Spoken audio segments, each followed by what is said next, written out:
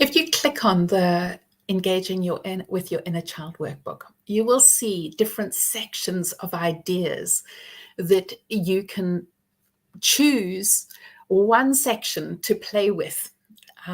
So it may be something about being more messy, or being louder, or using your voice, or it may be learning to use an inner voice that's more loving and kind, so that you grow the capacity to be safe with your inner child.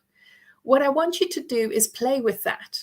So instead of thinking you have to do everything on it, pick the things that your inner child always wanted to do that you enjoy too.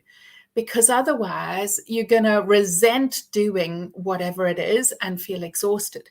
But in this relationship and dynamic with your inner child, you might get glimpses of how you were parented as a child, where it's like, oh God, oh.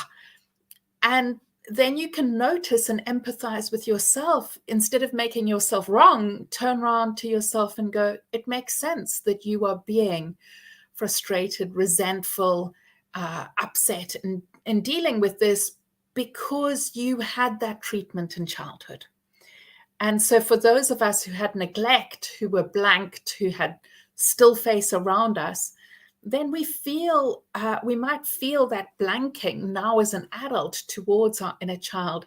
So it might take a little bit of work, a little bit of playfulness, kindness towards ourselves as we begin to engage with our inner child. So you can look through those sections and tune in. What does my inner child feel like doing? And then what in that section you feel called to enjoy. And then do that. And then see how it is. You might get a little inner child journal for yourself and share what it is that you're doing, how that felt, how you worked through it, and what you enjoyed about it, and how it grew your connection, so that you begin to see what works, what doesn't work, and you get a few core things that you love doing that really bring you to life and grow different skills and capacities in you, so you grow into who you always wanted to become.